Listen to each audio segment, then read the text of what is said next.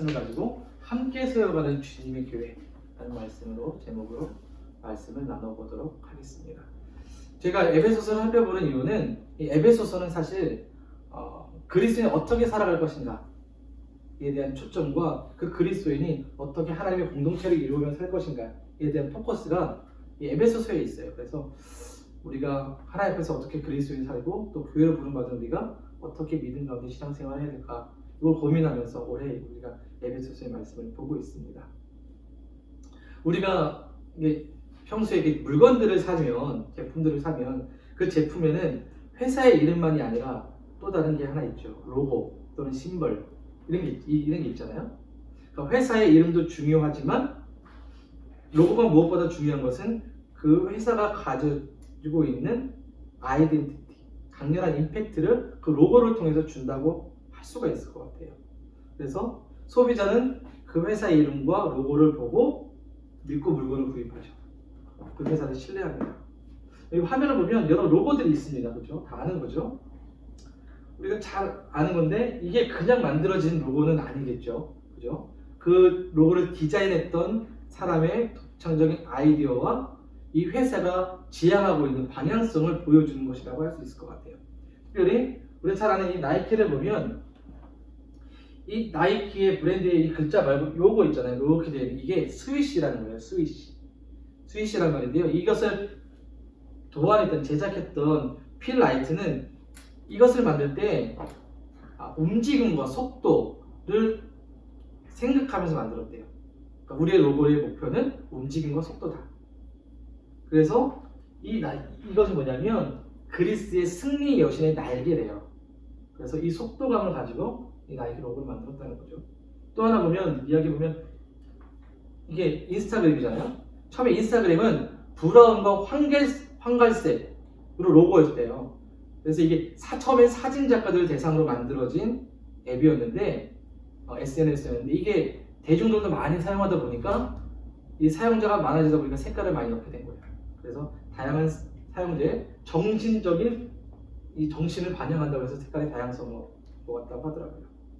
그렇다면 기독교의 상징은 무엇이겠습니까? 우리의 아이덴티티, 우리의 심벌은 십자가죠. 맞아요. 십자가입니다. 거의 대부분의 교회에 십자가가 있어요. 그죠? 종탑을 세울 때도 십자가가 있죠. 이렇게 십자가가 있습니다. 그런데 십자가는 어떤 의미였습니까? 십자가는 사실 사람을 매달아 죽이는 저주의 상징이었습니다. 누가 보아도 긍정적이지 않아요. 성경에도 나무에 달린 자마다 저주를 받았다라고 표현할 만큼 이 십자가는 사실 저주의 상징이었습니다. 그런데 왜 십자가가 기독교의 상징이 되었을까요? 우리의 구원과 생명이 십자가에서 탄생되었기 때문이죠. 십자가를 통해서 우리가 하나님께 나아갈 수가 있게 되었고 십자가로 인해서 그리스도 안에서 우리가 하나로 연합할 수가 있게 되었기 때문입니다. 십자가로 인해 교회가 탄생된 거예요. 십자가를 보면 그 모습 그대로 위아래는 하나님과 우리의 관계를 회복시켰고 옆으로는 우리 성도와의 관계, 사람과의 관계를 하나 되게 했습니다.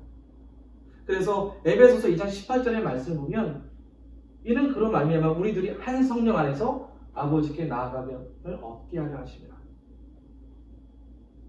그리스도의 십자가로 인해서 하나님과의 관계가 회복되었을 뿐만 아니라 혼자가 아니라 그리스도 안에 있는 우리 모두가 같은 하나님 앞에 나아가 예배할 수 있게 된 것이죠.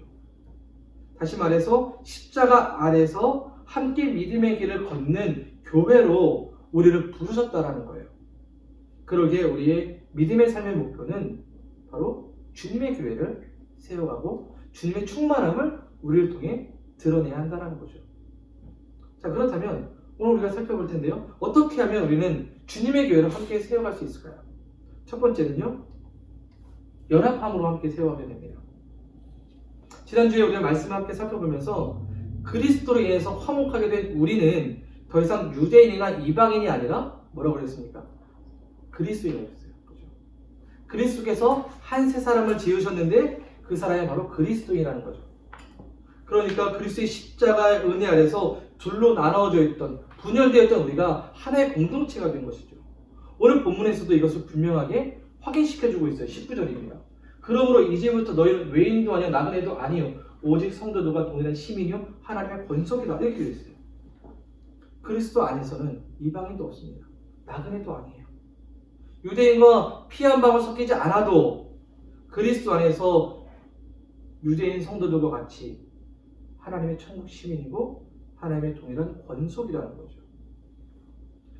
우리 예전에 권속이라는 말 좀 잘 안 쓰긴 하죠. 근데 예전에 목사님들 기도할 때 우리는 권속입니다 썼는데 권속이란 말 아세요? 권속이란 말? 그러면은 아니에요. 권속이란 말이 가정이란 말이래요. 그래서 그 집안의 거처인 집과 그 집안의 사람을 권속이라고 말한대요. 그래서 영국의 침례교 목사였던 존 길이라는 분이 이렇게 말했어요. 우리가 하나님의 권속이 되었다는 것은 하나님을 가장으로 모신 같은 가정의 구성원이다 라고 하는 거죠. 그러니까 우리는 하나님의 집에 하나님의 아버지를 모시고 살아가는 식구라는 거예요. 우리 모두가 식구라는 거예요. 그 식구가 어때요? 떨어질 수가 없잖아요. 그죠? 아무리 미워해도 싸워도 같이 밥 먹고 같이 자고 하잖아요. 이렇게 하나 된 우리가 해야 될 것이 바로 주님의 충만함을 드러내는 거예요. 이 주님의 충만함은 우리를 통해 드러나지만 또 교회를 통해서도 드러나게 돼요. 그런데 교회는 어떻게 세워집니까? 혼자 할 수 있을까요? 아니요. 결코 혼자 할 수 없습니다. 가끔 오래된 교회, 한국교회를 보면 전통과 역사를 굉장히 중요시하고 자랑해요. 제가 과거에 섬겼던 서울의 모 교회, 지금 벌써 한 40년이 되었던 교회죠. 근데 그 교회가 없는 형편에서 교회를 세우다 보니까 이 장로님들이 직접 막 벽 뚫어지고 막 이구지어서 교회를 세웠어요. 그러다 보니까 교회에 대한 자부심이 굉장히 강해요. 근데 문제는 이 교회를 자신들이 세웠다고 생각하는 거예요. 내가 노력해서 나의 돈과 나의 투자와 시간으로. 그러다 보니까 교회의 주인이 되어야 할 주님보다 이 장로님들의 목소리가 더 큰 거예요. 이 리더십이 더 강하게 나타나는 거죠. 그럼 교회는 목사가 또는 장로가 집사가 몇몇 사람들이 모여 세워가는 게 아닙니다. 그리스도 안에 연합된 하나님의 권속들이 세워가는 거예요. 함께 세워가는 겁니다. 차이놀이라는 곳에서 행복한 가정의 6가지 특징을 이야기했습니다. 6가지 특징이 이렇습니다. 첫 번째는 서로의 가치관을 공유하고 우리 가족만의 가치관을 만듭니다. 두 번째는 가족의 과거와 미래를 함께 공유합니다. 세 번째는 매주 한 번씩 가족 모임을 가져봅니다. 네 번째는 가족의 문제를 함께 고민해 봅니다. 다섯째는 가족의 밥을 같이 먹는 시간을 가져야 합니다. 여섯째는 가족의 행복을 위해 노력하는 게 중요합니다. 여러분은 몇 가지가 된다고 생각하십니까? 이것을 읽어보면 가족을 행복하게 만드는 데 있어서 함께 하는 거예요.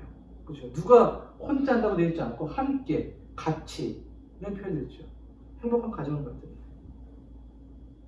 여러분, 우리에게는요, 우리가 있는 이 세상의 가정도 있지만 우리 십자가 은혜 안에서 하나님의 권속, 하나님의 가정이 있어요. 우리에게는. 우리는 하나님의 가정의 구성원이 되었습니다. 그렇다면 우리의 삶으로 하나님의 가정이 행복해지도록 해야 하는 것은 아닐까요? 그것은 나 혼자만의 노력이 아니라 함께함으로 가능하다는 거예요. 오늘 본문의 21절을 보죠. 같이 읽어보겠습니다. 있습니다. 시작. 그의 안에서 건물들과 서로 연결하여 주의 안에서 성전이 되어 건물이 세워질 때에 어느 하나만을 가지고 건물이 완성되진 않잖아요. 그죠? 만들어진 것 이렇게 잘 짜맞춰질 때에 건물이 완성이 됩니다. 오늘 본문에서 연결하다라는 이 표현은요, 우연히 겹치게 된 것이 아니라 함께 잘 짜맞춰졌다는 것. 계획적으로, 조직적으로, 기술적으로 맞춰서 연결되었다는 의미예요. 그러니까 어떻게 하다 보니까 교회가 세워지고 마음에 맞는 몇 사람이 교회를 세운 것이 아니에요.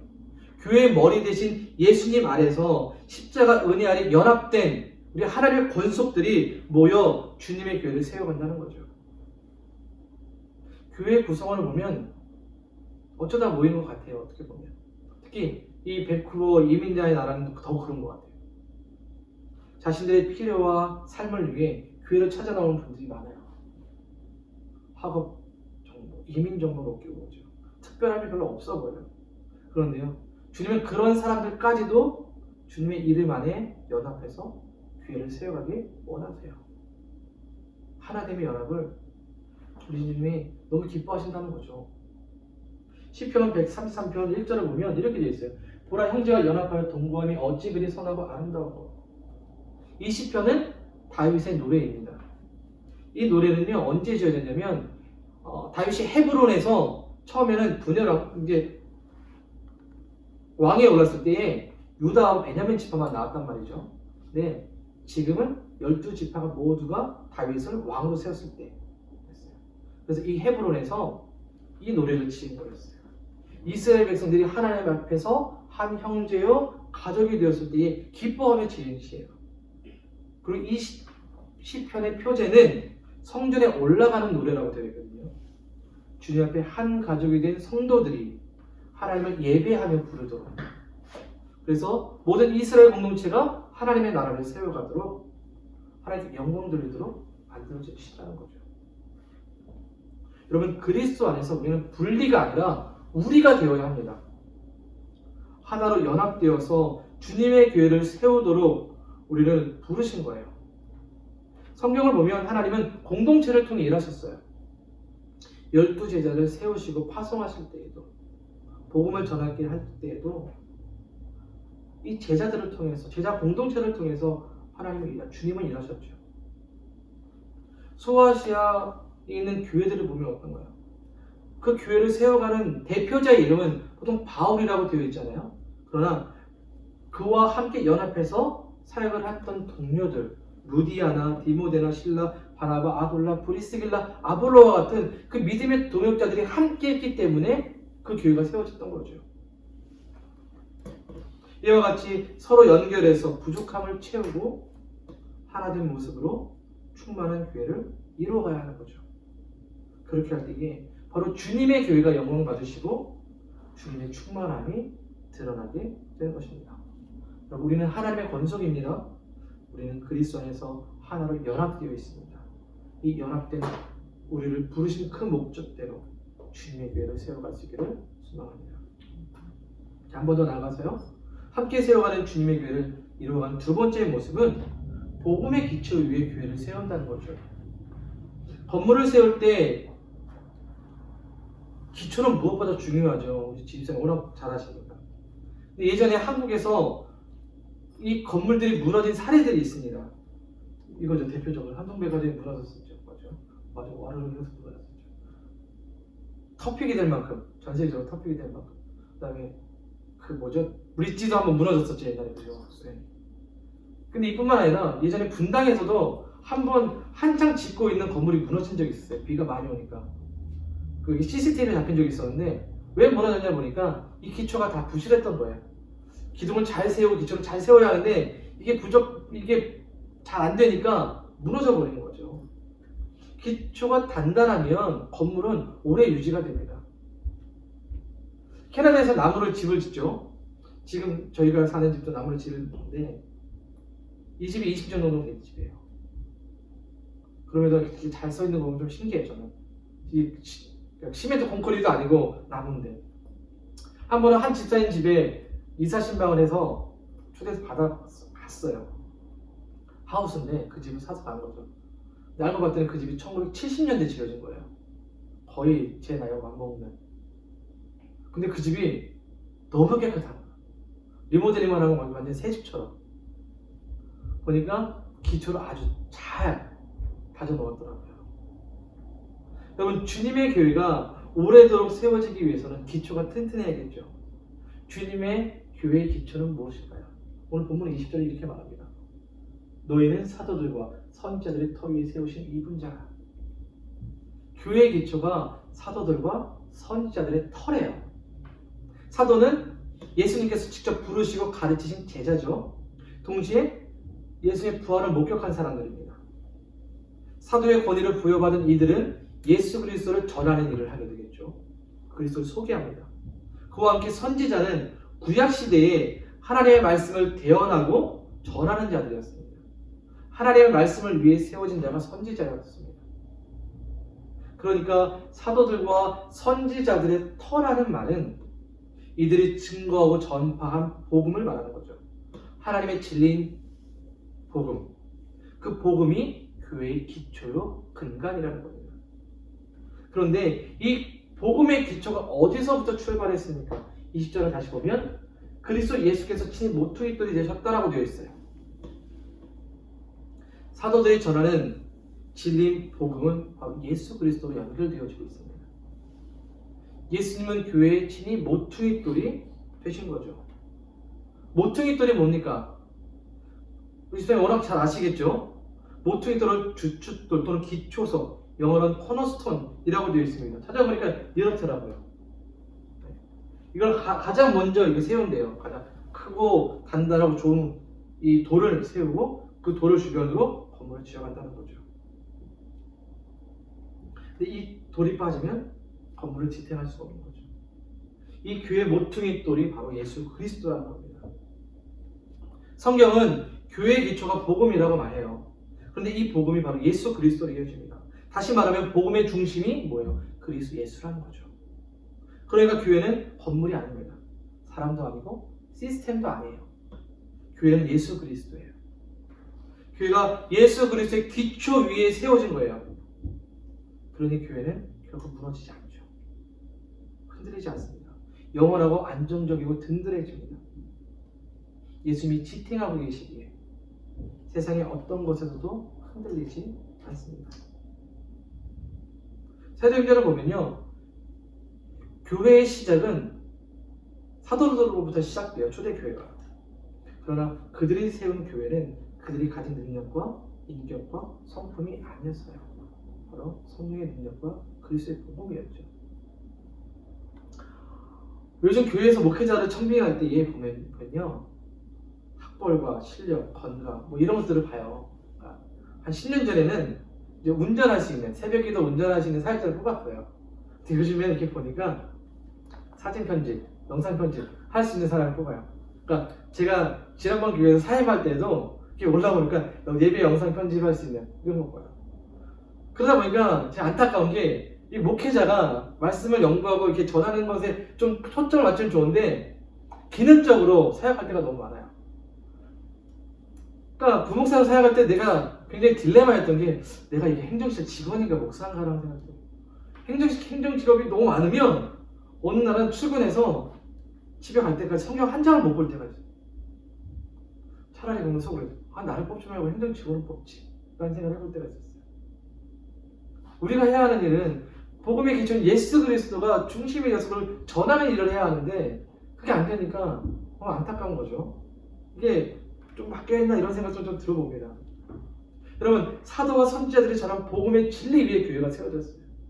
그러니 하나님의 말씀의 풍성의 증거가 되고 예수 그리스도가 나타나는 것이 교회의 중요한 핵심이 되어야 한다는 거죠. 요즘 캐나다의 동성애 문제가 크게 이슈가 되고 있습니다. 이제 법적으로요, 교회에서 동성애를 이야기할 수가 없어요. 그러면 이렇게 수당해요. 이제 코트에 가야 되는 거죠. 가르치거나 치료에 관한 말도 할 수가 없어요. 또 여러 교단에서는요, 동성애를 인정하고 있습니다, 지금.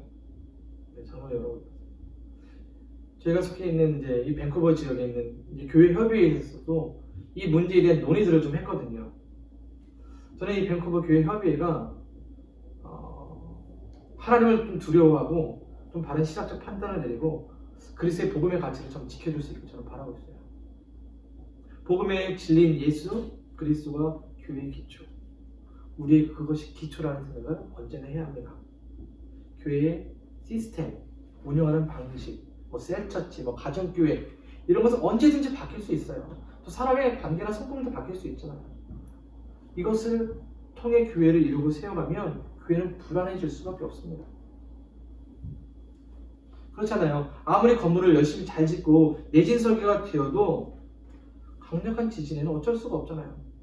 그 쓰나미 한 번, 지진과 쓰나미 한 번에 일본이 확 무너지는 거 봤잖아요, 우리. 하지만 복음의 기초 위에 세워진 주님의 교회는 다릅니다. 주님께서 흔들리지 않도록 잡아주십니다. 그것은 무너지지 않죠. 그리스도가 우리의 기초가 될 때에 우리의 교회는 어떤 위협과 어려움에도 흔들리지 않고 든든하게 세워집니다. 오늘날 교회가 그렇게 성장해왔고 그렇게 세워졌습니다. 오랜 기간 기독교 역사 속에서 교회가 핍박을 받고 성도가 핍박을 받았지만 그럼에도 교회가 지금까지 유지되고 있었던 것은 바로 복음의 기초 위에 그리스도 위에 교회가 세워졌기 때문입니다. 그리스도 안에 하나 된 우리, 복음의 기초인 예수 그리스도와 함께 주님의 교회를 세워갈 수 있기를 소망합니다. 그렇게 할 때 우리를 통해 또 교회를 통해 주님의 충만함이 드러나게 될 것입니다. 자, 마지막으로요. 함께 세워가는 주님의 교회를 이루는 세 번째 모습은요, 하나님이 거하시는 교회로 세워간다는 거죠.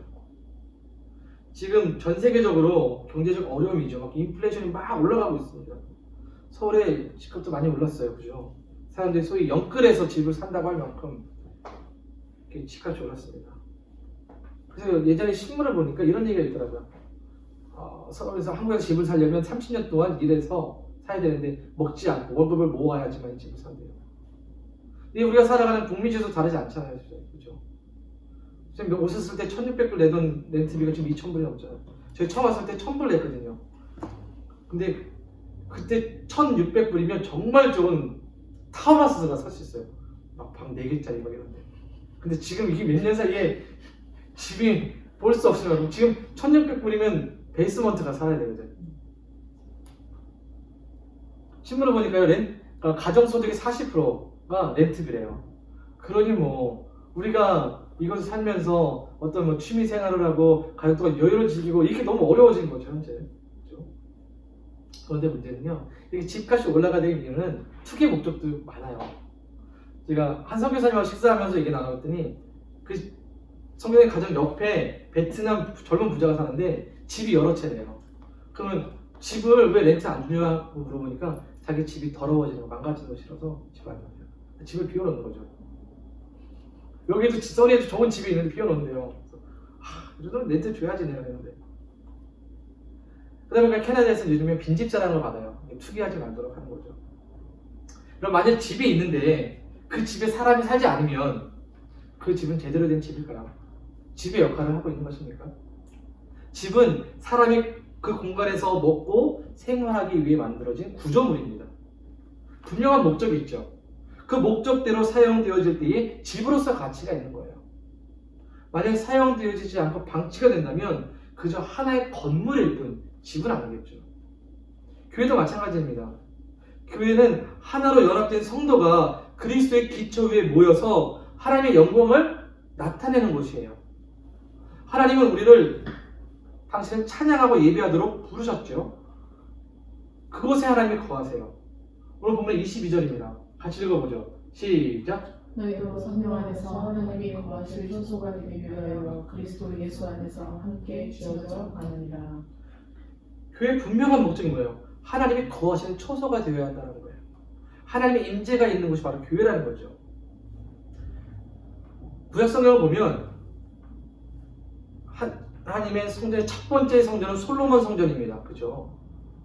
다윗이 성전을 짓고자 했지만 하나님께서 솔로몬을 통해 성전을 지어요. 솔로몬이 성전을 짓고 봉헌식을 할 때에 역대 7장을 보면요, 하나님의 영광이 성전에 가득했다라는 표현이 있어요. 하나님께서 성전에 임하신 거죠. 이곳에서 계셔서 하나님께서 당신의 백성을 만나시고 말씀하시고 다스리는 장소로 삼으셨어요. 그래서 역대 7장 16절을 보면 이렇게 되어 있습니다. 이는 내가 이미 이 성전을 택하고 거룩하게 하여 내 이름을 영원히 여기에 있게 하였습니다. 내 눈과 내 마음이 항상 여기에 있을 것이다 라고 말씀하세요. 하나님께서 거하시고 하나님의 이름이 영원히 있는 그곳, 바로 그것이 하나님의 성전이었습니다. 교회인 거죠. 그런데 시간이 흘러서 이스라엘 백성들이 하나님 앞에 범죄하고 우상 숭배하는 모습들을 보였을 때 어떻게 되냐면 에스겔서 10장에 보면 하나님의 영광이 성전으로부터 멀리 떨어져요. 하나님을 예배하지 않고 온갖 우상 숭배하는 그 성전이 되었을 때에 하나님이 그 성전의 다리를 거절하신 거죠. 하나님의 집으로 사용하기를 거부하신 거예요. 그래서 에스겔서 10장 18절 한 절의 말씀을 보면 이렇게 되어 있습니다. 여호와의 영광이 성전 문지방을 떠나서 그릇들 위에 머물렀다. 그러니까 지성소 안에 있던 하나님의 영광이 성전 문지방으로, 그리고 말씀을 계속 보면 이제 동편으로 해서 떠나가 봐요. 하나님께서 아예. 성전이라는 건물은 있지만 하나님이 계시지 않으니까 성전이 아닌 거죠. 교회가 될 수 없던 거예요. 여러분, 그러게 우리가 기억해야 하는 것은 교회는 하나님이 거하시는 장소, 임재하시는 곳이 되어야 한다는 거예요. 사람이 아무리 많아도 재정적으로 넉넉하고 좋은 프로그램이 있어도 하나님이 거하시지 않으면 그것은 단순한 모임일 뿐 교회가 될 수 없고 하나님이 예배하는 곳이 될 수가 없습니다. 그러면 우리가 여기서 생각해 봐야 할 것은요, 어떻게 하나님이 거하시는 성전이 되도록 할 수 있을까라는 질문이겠죠. 바울은 고린도전서 3장 16절과 17절에서 우리에게 이렇게 말해줍니다. 너희는 너희가 하나님의 성전인 것과 하나님의 성령이 너희 안에 계시는 것을 알지 못하느냐. 누구든지 하나님의 성전을 더럽히면 하나님이 그 사람을 멸하시리라. 하나님의 성전은 거룩하니 너희도 그거리라. 무슨 말이에요? 거룩하신 하나님, 그분처럼 우리도 거룩해야 한다는 거죠. 바울은 그리스도의 공동체인 우리가 성전이라고 말해요. 본문에서도 우리를 성전이라고 말하고 있습니다. 하나님이 거하시는 거룩한 곳이 되도록 우리가 거룩해야 한다는 거죠. 왜요? 하나님의 성전은 거룩하기 때문입니다. 제사장들이 거룩하지 않으면 어떻게 됐어요? 옛날에 제사 드릴 때 죽었습니다. 그만큼 하나님의 성전은 거룩해야 했어요. 우리가 교회를 세울 때에, 우리 공동체가 거룩할 때에 그것이 하나님이 거하시는 처소가 되는 거예요. 그런데 우리를 보면 어땠습니까? 거룩한가요? 거룩하지 않은 것 같아요. 매일매일 죄와 악함과 싸워야 하는 제 자신을 보고요, 죄에 무너지는 또 제 자신도 봐요. 그러면 기도하면 아이고 주여 오늘도 졌습니다 이러거든요. 그러나 그렇다고 해서 우리의 거룩함을 포기해서는 안 됩니다. 거룩함을 위해 매일매일 그리스도 안에서 성장해 가야 합니다. 완벽한 거룩은 사실 주님밖에 없죠. 하나님밖에. 우리가 거룩하도록 하나님은 그리스도를 보내주셨어요. 그리스도 안에서 우리는 거룩함을 완성해 갈 수 있습니다. 지난주도 말씀드렸지만 우리는 함께 세워져 가는 존재라고 했잖아요. 완성된 것이 아니에요. 지금 완성으로 가는 과정이 있습니다. 서로를 바라보면 부족하잖아요. 그죠? 서로 바라보면 내 부족한 것들이 보이고, 그러나 그리스도 안에서 우리는 거룩함으로 세워져 가고 있다는, 만들어져 가고 있다는 것을 믿어야 합니다. 그리고 그 거룩함으로 하나님의 거하시는 곳이 되도록 해야 하는 거죠. 그렇게 할 때에 주님의 교회가 우리를 통해 세워지는 것이고 주님의 충만함을 나타낼 수가 있게 되는 겁니다. 자, 한 가지 이야기하고 마무리하도록 하겠습니다. 종로마을 친구들, 서울 종로구청에 있는 이게 인터넷 카페예요. 이 카페는 종로 주민들을 위한 공간으로서 서로 다른 이웃들이 여기서 만나서 이야기를 나누고 어려운 이웃들을 돕아요. 또 함께 만나서 식사하고, 이 마을에 의논한 일이 있으면 이것을 통해서 합니다. 다문화 가정에 반찬을 나눠주고 아이들도 함께 사람으로 보살피는 여러 가지 많은 일들을 이 카페를 통해서 했어요. 그래서 2017년도에 종로마을 친구들이라는 이 책을 사례집을 냈었을 만큼 다양한 좋은 사례들이 있었더라고요. 그러니까 이것이 어떻게 가능했냐면 혼자가 아니라 함께 했기 때문이었습니다. 함께 할 수 있는 곳이 있으니까 더 큰 역할과 선한 영향력을 보여줄 수가 있었던 거죠. 바로 주는 우리가 함께 그리스도의 선한 영향력으로 교회를 세워가길 원하세요. 저는 이 말씀을, 요즘 교회에 관한 말씀들을 묵상하면서 오늘날 교회가 교회다운 모습을 잊어버리고 있지 않은가 생각해 봅니다. 주님은 우리를 통해 교회를 세워가길 원하세요. 그래서 주님의 교회가 주님의 충만함을 드러내고 하나님의 영광의 빛을 전하길 원하시죠. 이를 위해서 우리를 그리스도인을 부르신 겁니다. 우리를 통해 이루신 주님의 교회를 기대하십시오. 그리고 함께 주님의 교회, 하나님 거하시는 처소요, 거룩한 교회를 세워가는 우리 모두가 될 수 있기를 주님의 이름으로 축원드립니다.